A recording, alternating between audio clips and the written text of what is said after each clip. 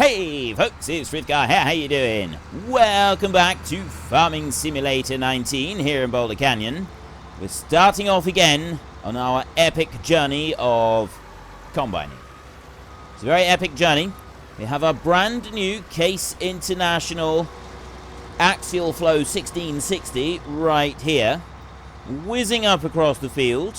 We've got our trusty employee at the wheel doing a wonderful, wonderful job.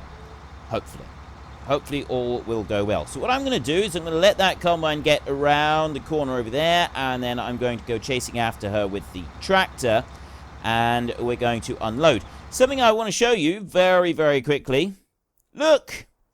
A problem with the joystick. There was actually a problem when I started the game up. I recalibrated the joystick using Windows, because there's a calibration thing you can do. You go into your devices, you right-click on it, properties or controller settings, actually, and there's an option in there to calibrate it. For those of you who don't know how to get to it in Windows 10, it's in the control panel. Control panel, devices, and then you'll see the controller in there. So anyway, I did that. I went into the game, and it was still doing that. I did read on a forum somewhere that, yes, eventually joysticks will do this. It's how they wear out, and there isn't a lot you can do. It's kind of end of life for the joystick. However, there are things you can do to prolong that life, because there are some analog things inside it that pick up movement, the movement sensors, and over time they start to wear out. So it's not ideal, and this sort of thing does happen. However, the absolute classic, the classic treatment for any problem with a computer is what? What is always recommended by any tech expert when you have a problem with your computer? Come on, repeat after me. Have you tried switching it off and switching it back on again? Yep, that's the one. Switch it off, switch it back on again. Technically, you're not switching it off and switching it back on again with the joystick. What you do is, when the computer is on, you can restart your computer, but that I've already tried and it didn't seem to do anything. But what you can do is you can, with the computer on, unplug the joystick, pull the USB cable out, unplug it, and then plug it straight back in again. And that worked. No idea why it worked. I absolutely couldn't tell you why that worked, but it has worked for now. However, this thing only really starts to happen with any joystick when the analog bits that pick up movement on the joystick itself within the internal gubbins of the machine start to wear out. So there is not a lot that I can do about it. It is time to start looking around for a new joystick. Probably trying to pick up another second-hand one off of eBay. Just keep in mind when you buy a second-hand joystick that it could already be doing the whole drift thing, which is why it's being sold. So, yeah, it is always a bit of a risk. But I just thought I'd fill you in on that, because it's something that has been particularly bugging me of late, that it's started to do this. But now it's not doing it. At least for the minute, it's not doing it, which I'm counting as a win. I'm counting as a glorious, glorious win, because it means that I'm able to keep using this joystick without having to go and fork out for a new one just yet. And also, I mean, I am going to go and buy a new one now. I'm going to get one there prepared and ready, so that when this one does finally give up the ghost, I'm not then having to go without a joystick for several weeks because I didn't plan ahead. So planning ahead is crucial. I am amazed that we picked up all of that. This is why I like this baler. This Kuhn baler, because it's got a really nice wide pickup area on it, whereas most of the other balers in the game, and pretty much every modded baler I've ever encountered, they insist on making the pickup area as narrow as possible because #realism, and all it does is just frustrate you, because #realism doesn't work when I know I've been on this rant before, but it really does bug me. It really irritates me. Look, see, this is not unrealistic. I had something there that was way out, and the baler didn't pick it up. But your whole #realism nonsense with the fact that the windrows are wider than they should be, and the baler isn't picking it up. And also, the baler, when you go across the edge of a swath, and the edge of the swath is further out than the actual side of the baler is, it'll still pick it up. That's what happens. That's what happens in real life. I know this because I've driven a baler. I've done a lot of work with a baler, and I've seen it happen with my own two peepers. I have seen the baler picking up material that's way out to the side of the actual baler. You know, I should probably pick the mower up while I'm doing this. And it still does it. It'll grab it and it'll haul it in because the grass isn't slippery. The grass sort of grips to itself and to each other. It grips, the blades grip each other. Whether it's hay or straw or fresh grass, it almost always does it. And so, yeah, it does bug me more than a little bit that all of the modded balers that I've encountered insist on having too narrow a pickup. This one here is perfect, although I'm beginning to suspect that actually it was unintentional and Giants just didn't bother changing it. And that if they were to go back and do it, they would actually narrow the pickup on this, which, again, would be something that I would find bitterly, bitterly disappointing. I would be genuinely disappointed with that. But, you know, there's nothing to stop me from using a Giants editor and actually making a baler or two that is what I feel is the correct width, which is a little bit out from the side of the baler, so that it compensates for issues that we have with the game. However, at the moment, I don't need to. I've got the Coon baler, and I'll stick with that one. But yes, I'm beginning to think that that is the only solution. To be able to get a decent baler working, I'm going to have to just do it myself. And, you know, this is the classic saying, if you want something done, do it yourself. It's no good me relying on anybody else, Giants, modders, anybody, to provide me with a baler that has the correct width of pickup. I've got to do it myself. If I do find one, I will let you all know, but at the moment, this Coon baler does seem to be the one. I had high hopes for the Class Quadrant baler in the new DLC, but that one is too narrow. I have been told that it's been widened a bit. I haven't tested the update on the pack. However, I have also been told that even though it's been widened a bit, it's not set as wide as this one, so it's still a little bit disappointing. So you're still left with bits all over the field, which, for me, I'm just going to stick clear of it. Yeah, that's not a reason to want to use it, really, at all. And because of the DLC, you can't go and alter it either. You can't go making tweaks and alterations and changes for the better sort of thing. You've got to leave it as it is and put up with it. Which I can sort of understand them wanting to do that, but at the same time it's still disappointing because it means that I got to put up with something that I don't really want. But there we go. That's how it is. So that's how it is. We'll put up with it. We will grin and bear it. Right. We'll bring this one up here. And then I will lift that one up, and I will get this little bit of a mess that I left behind on the last time around. There we go, like that. And I've got a bale sticking out there. So if I go and dump that one down all the way over that side like that, and we can do a pass across the top here. I'm going to do, I think, a few more times around. What I am looking out for, or what I think I should start looking out for, is a wider wider mower. If we had a wider mower on the front of the tractor, this system that we've got here, we're doing the baling and the mowing together, would work a lot better. I think that would be actually quite a cool thing if we could get a wider mower on going with it. Because we could have, like, if there is a front-mounted mower that's sort of twice the width of this, if anybody knows of one, let me know in the comment section, because I think that would work really nicely. I think that would be really cool. We have a front-mounted mower that's wider than this, and we're much less likely to have any issues with bales getting tangled up with the baler. That's no longer going to be a problem for us if we've got the baler moving it out of the way. If the width is wider, it's not going to be any kind of issue for us, because we're going to have like the bales being separated enough from where the grass is being put down. It will work. That will work very, very well. That bale is about to fall off. I wanted to get down to the end of the row before it did, and then I can reverse it up a little bit, and actually that might be alright there.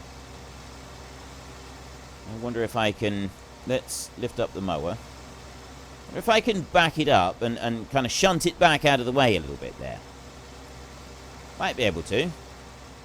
I can just reverse you up here a bit. There we go. Right. That's not brilliant, but it's away a little bit, and it's shoved it away a little bit more doing that. I think it'll be alright. I think that'll be fine. And I'll come along the bottom here. I'll do one more pass along the bottom after I've done this. I'm going to do once more around the field. We are not at 80% with our combine at the moment, so I'm going to go and catch it. Where is it? Oh, it's over there. Yeah, we'll catch that one a minute. Let me turn the tractor around. Get going up the hill. There, I just want to get it lined up so he's set to be going up the hill. So we're going to stop that one there a second, and I'm going to go over to you, run down beside the combine down the field here, and get that bit unloaded. And the combine could actually start working in a straight line up and down the field, you know. I think we could actually start it working from here. Should we do? No, I'll let it go around once more. I'll let it do one more pass around the field before I do that. And then after that, then we'll let it start working up and down the field. As far as doing the outside rounds, because what we have done is a couple of rounds around the outside with the rake, and then started working on the lines in the middle. I was wondering about not doing that, but no, I am going to do that. I'm going to do that as normal. I'm going to run all the way around the edge of the field, and then I'll go and pick the rest up. Right, we've got 5,800. I'm going to run all the way down to the end of the field. That's going to get us 5,900 into this trailer, possibly as much as 6,000 litres. And then we'll run back up, and we will go and empty that into the silo. Oh, it is going to go up to 6,000. We'll run back up, empty it into the silo, and then we've got an empty trailer, which means the combine can go and fill itself up again. Right, there we go, 6,100, almost.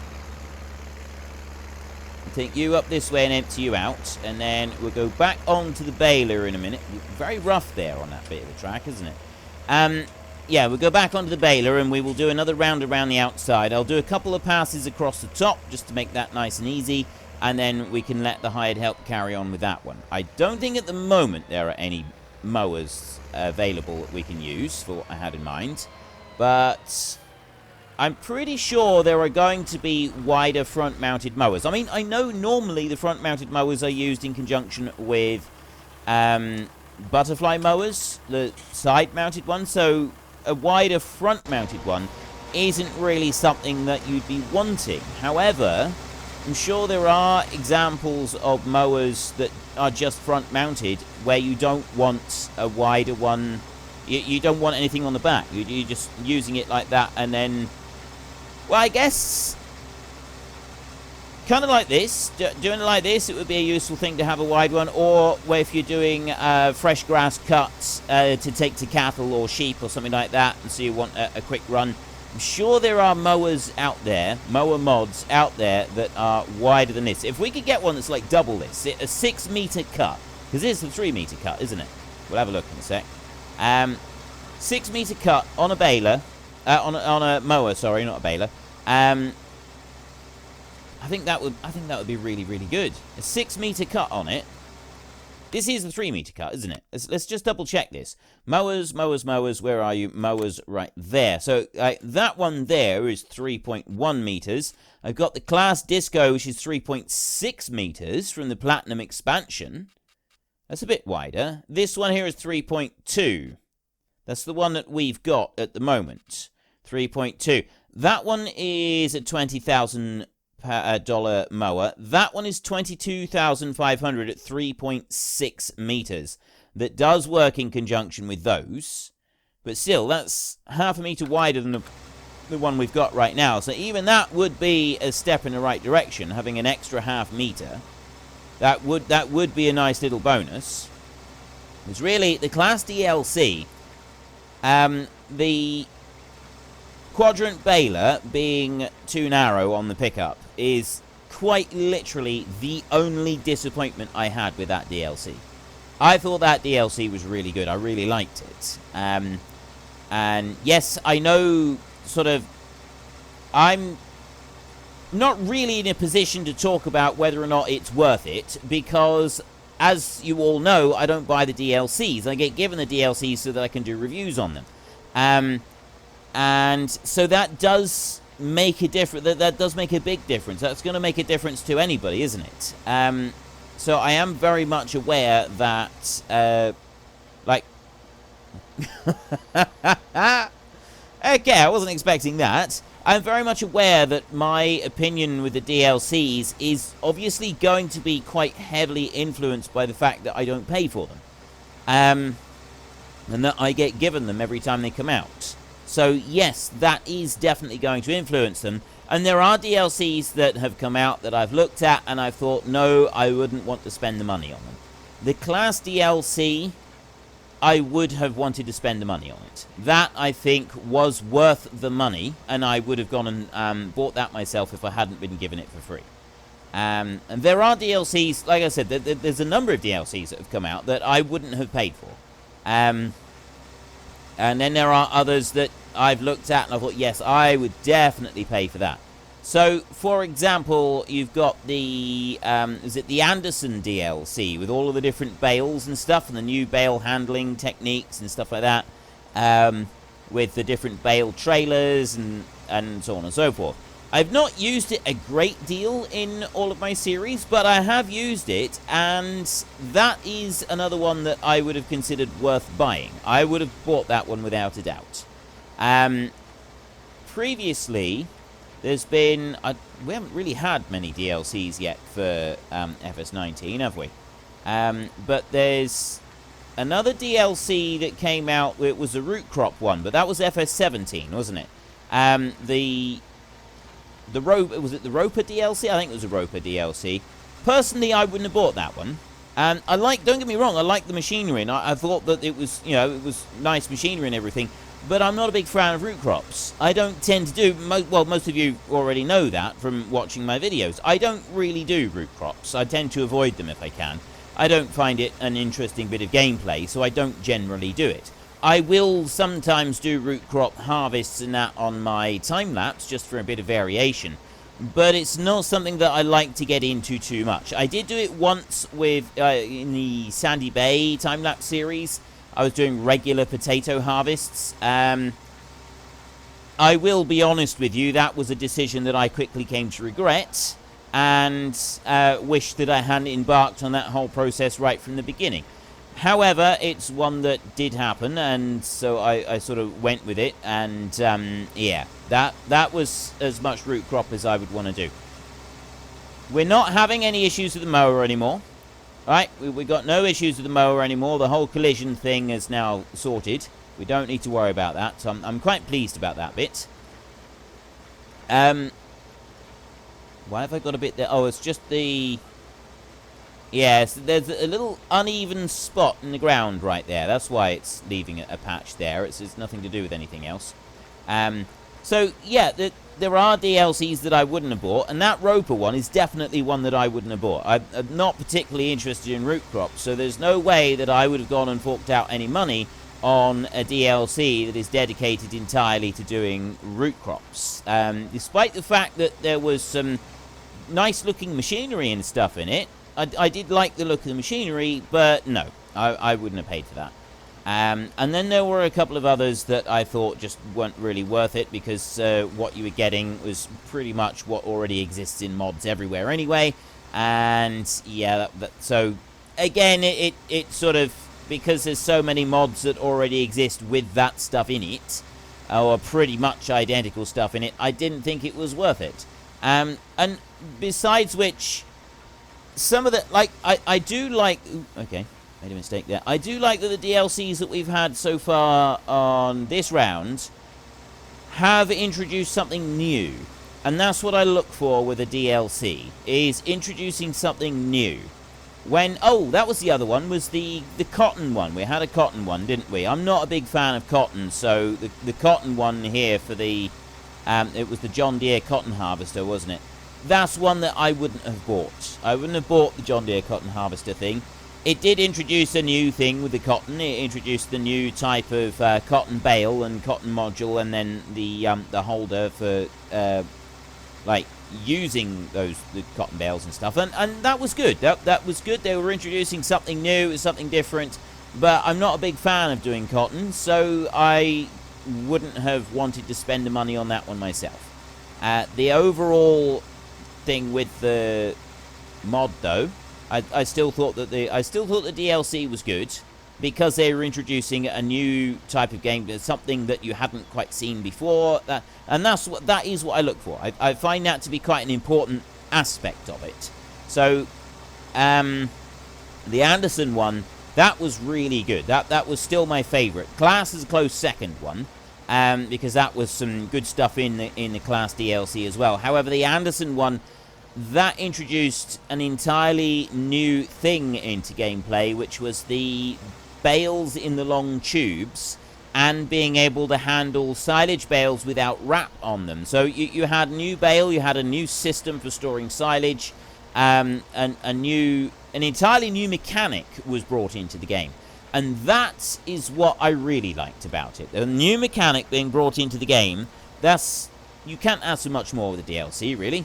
And yeah, I know maps feature very highly on just about everybody's wish list, and yes, maps are very important to me. However, I would rather take a new, interesting mechanic over a map just about any day of the week. And yes, I suppose the Anderson DLC one is a little bit more limited with what you can get from it, but it still had the new mechanic. Now, there are some other mechanics that people would like to see, and yeah, there are some things that could be added into the game that would be just about game-changing. And that would be something that I would really like to see. But we go with what we can get. I think possibly the biggest game changer that we've seen. It changed the game as such, but it certainly made a big difference to how the game played out. That was the... Right, I'm going to let this one go... He's going to stop there before I get out and he pulls the spout out. I'm going to let this one go up to... Oh, no, he's not. He's going to keep going. Look at that. Well, sort of keep going. He almost kept going. Yeah, we'll let this one run down this side, and I'll do it from down this side. I'll change over. Because we've done 4 times around the field now. We've actually done 5 times around the field now. Because I haven't been paying attention to the combine. So as soon as we've emptied this out, we can set him going up and down the field from that side. Hopefully, he will be alright for doing that. Now, he's blocked by me at the moment, so I'm just going to sit there and take the rest of that out. And as soon as we're done on there... Blocked by an object. Doesn't like me, does he? Right, I'll run off over here out of the way. Go and tip this lot down in here. Elpadia's it really was blocked by an object there, wasn't he? Didn't like that at all. Right, we will dump that lot out there, and I will go back up and check on this one. He is doing a grand job. So we could actually go and get the wrapper and see if we could start wrapping up some of these bales. The faster you could wrap the bales, the better. Now, the combine is going into there like that. So I go Control H here, and I change that to up and down like that. And come out of it. And that will just start working up and down this side of the field and working his way across. And then I will go from there over to this little tractor here, and we will use this one to do the wrapping. We're going to go up to the grass bales up there that we've got in the field, and we're going to start wrapping them up. We've got a bale of hay over in the corner, and that's one that we will keep and we will feed to the sheep. This one here, our electric truck, still sounds really, well, it feels weird because it doesn't sound at all. There is no sound coming off of this one. Now, I hook that on, and that is going to catapult the tractor around. It really, it always does this on the wrapper. That's fine. There's not a great hardship on it at all. And this one should run the wrapper. I mean, yes, you could argue that this is perhaps pushing the limit of what this tractor would be able to do because of the oil that is needed to run this one, and also the fact that this tractor just struggles to pull this one up a hill anyway. it's probably not really very well suited to this particular job. If it was a small round bale wrapper, that would be a different kettle of fish entirely, but it's not a round bale wrapper, is it? It is a big square bale wrapper, and we all know that does make a difference. A big square bale wrapper is an altogether different beast. Now, I'm going to go and grab this bale over here, and I'm going to wrap that one first. I'm going to pull that one down a little bit. I've got there's one bale of hay right there, which I'm going to drive into like that, and I'm going to come over here to you, and I'm going to drop you down over here a little bit. Just off the, out of the way over here. There is our tractor, looking swish. And you can hear it now. Still going. And it will keep doing that. I don't know if the sound is just going, if the sound file is sort of bugged and so it will just keep going eternally, or if it will actually stop. Because I've accelerated it 2 times, roughly, on the speed, so it should stop after it's done double the amount, but I don't think it does. I think my alteration of the speed has done something weird with the sound file on this one, so it will just keep playing. I have noticed this previously when we've been using it. He really does struggle to get it up the hill here, doesn't he? That is a genuine struggle to get up that hill, that is. Well, at least I've managed to get out of the way before the tractor comes back. So, we know at the moment that we've got a 3.6 meter mower available with the Class DLC. The front-mounted Class mower has a 3.6 meter width on it. As for the rest of it, don't really know. Not really sure what to say to that. I'll go and have a look. I'll see if I can find something before tomorrow. I may be able to find something before tomorrow, and then we can swap over the mower before we actually get to doing another episode. If that's the case, then yeah, ideal. That would be great, and we've got a wider mower. We can test it out on this little bit of field right here. Right, that's definitely bugged. It shouldn't be still going now with the sound. I can still hear it just. So, that's definitely bugged. It doesn't matter. It's fine. I will... And it's good now that we've got the tractor up here, we can start wrapping these up. And, I mean, it doesn't do it with this one, but when you're doing seasons, like grass bales, they do start to rot instantly. Like, they literally, it's immediate that they start to rot. And it's really, really frustrating because you have the grass bales, and you've got to go and wrap them up one field after another. You cannot go and do, like, 8 fields of grass bales and then go back and wrap them, because by the time you get to the first bales and you go through the wrapper, you're down to, like, 3,800 litres in a bale instead of 4,000. If you do it the other way round and you wrap the last bales that you baled first and you sort of go through there, by the time you get to the first bales, you're way down on the quantity that's left in. And I see why it's done it. I see why the mechanic is there, and I do understand it. However, it's still frustrating. It is something that still frustrates me because it's like I like to go through and do all the baling at once. And I've worked on farms. You don't generally go and bale one field and then stop and go and get the wrapper.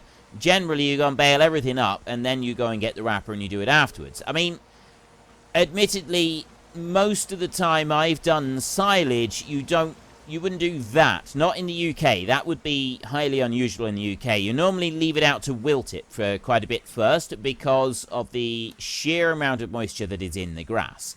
So normally you'd leave it out on the ground for 24 hours to wilt, otherwise you end up with too much liquid in the bales. And you lose too much off of them. Most farmers that I know will... Oops, I didn't want to do that. Most farmers that I know will put the grass on the deck, mow all of the grass, and then once they've gone and mown all of the grass, they'll then turn it once or twice and get it half or 3/4 of the way towards being hay. They will really, really dry it out quite a lot. Not just wilt it for 24 hours, but will get it most of the way towards hay before they go and start doing the baling, because it actually ends up giving you a better quality silage bale. Silage bales tend to make better when they've got less moisture in them. Whereas standard silage, you can do it with, straight cut, fresh off the field. You can follow with the forager directly behind a mower, and it won't affect it. All you end up getting from your silage clamp is a little bit more silage effluent. That's the juice that runs off. That's all the juice in the grass. As it turns into silage, you get that sort of juice that's coming out. Now, any farmer will know that silage effluent is probably one of the nastiest smelling substances that you'll ever get on a farm. Far worse than any manure that you'll have anywhere. It is absolutely foul and disgusting. It is not a nice thing, silage effluent. It is really vile. And you have a tank that you store this stuff in. It's quite, you don't ever want to go into the tank. It's quite dangerous because it gives off a whole load of different gas that will result in... well, it usually results in people getting killed by it. It's very dangerous. More than one farmer has been killed because he's gone into the effluent tank to check on something and then not come out again. Because he's got overcome by the fumes. And if you're overcome by the fumes, once you're in there, that's it. You don't ever go into the effluent tank. Not unless you've got full breathing gear. But, yeah, it is an accident that has happened a number of times on a farm. It's not nice. So, it's something that you've got to have if you've got a big silage... I mean, well, you don't have to have an effluent tank. You can sort of deal with effluent in other ways, but it's quite a common thing. Right. I'm going to leave that tractor there. That mower is doing a grand job all the way down there, but what I'm going to do is I'm going to take a hop, skip, and a jump down over here chasing after this tractor. Like this. And I'm actually going to stop the tractor right there. Like that. And I'm going to shut it off because we have reached the end of the episode. So what we're going to do is we're going to finish up this episode now and say fairly well. And then before the next episode, I'm going to have a look and see if I can find a baler that would be suitable. Not a baler, a mower that would be suitable. A front-mounted mower that is nice and wide. I think that could be quite cool if we can find one. We will have to wait and see. So if you've enjoyed this episode, then please hit down below and give us a like. And if you really enjoyed it, then please tell your friends all about me. Get them to come and watch as well. That would be awesome. And until next time, thank you very much for watching. This is Frithgar. Goodbye, and see you later.